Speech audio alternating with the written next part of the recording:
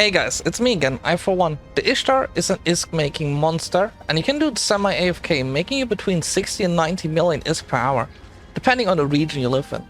And it's on top of that, incredibly cheap for what it does. So if you want to bring this ISK printer back to your own home, watch this video, as on request of a subscriber, I'm going to show you once more how to use the Ishtar, and a fitting for each region, which is cheap and affordable.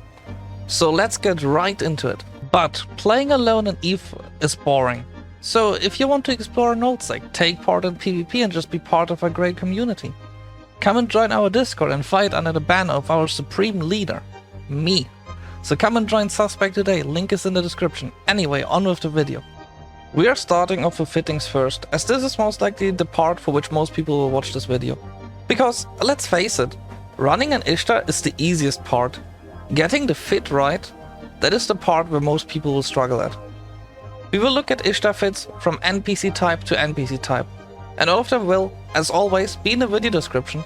All fittings shown here will be incredibly cheap, costing at most 240 million ISK, and being very light on your wallet therefore. So let's start off with what is hands down the easiest Ishtar fitting, that can even face tank the region's Dreadnought and Titan spawn. The Guristas Ishtar.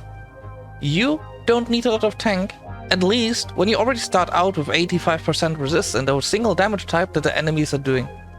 Meaning, you can focus the rest of empty space that you have now in your fitting on as much tracking as you can, so you can deal faster with frigates that will spawn.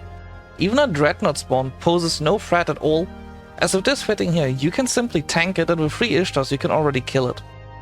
The next Ishtar on the list is the Serpentis Ishtar. Works roughly the same as the Guristas Ishtar, but due to split damage between thermal and kinetic, you will need a single hardener. This will mean we have one tracking computer less, but that is fine. It will also include tier 2 shield rigs, just to be extra safe. The site itself is not dangerous, and just as with the Guristas Ishtar, you can just happily orbit and make your ISK. But that is not the real threat here you'll be facing.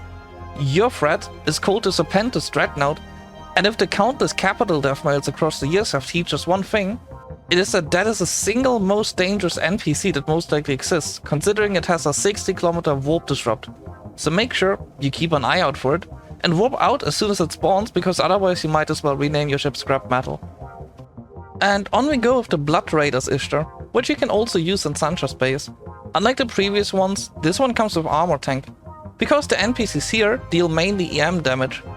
0% base EM damage resist is not really helping when you're trying to shield tank, hence we armor tank. We also have an afterburner just to get that extra bit of transversal and receive less damage. Just be careful, Blood Raider NPCs energy neutralize.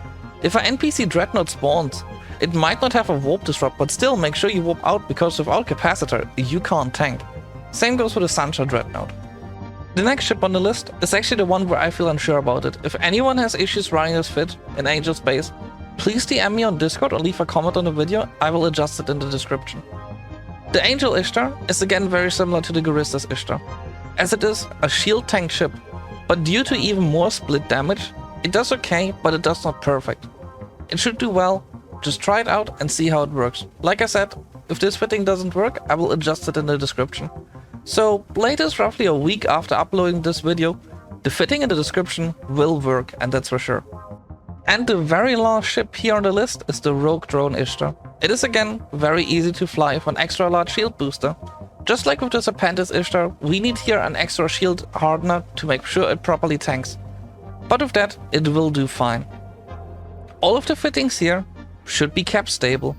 If they are not, make sure that you have adequate engineering skills, and that you have the skill shield compensation at all. It reduces the capacitor usage of shield boosters by 2% per skill level, but you need to skill at all in the first place to get that bonus. Some other important skills you should look into are evasive maneuvering, afterburner, fuel conservation, and all of the drone skills. Alright, we now have our ship ready.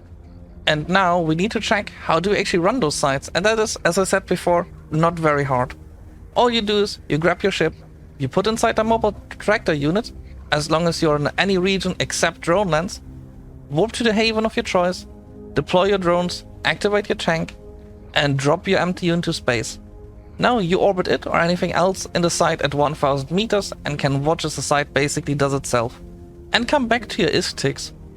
The loot in the MTU comes on top of that, and now you have your Ratting Ishtar set up. Just make sure that you actually bookmark your MTU so you don't forget to pick it up later, because as soon as you leave the site with it being done, the site will despawn, so you need a bookmark so you can go back to your MTU. That was easy. Just make sure that even though you can run those fitting semi-AFK, you keep an eye on your local chat and intel, and don't get yourself actually killed by other players. Anyways, that is all from me. Hope to see you guys around.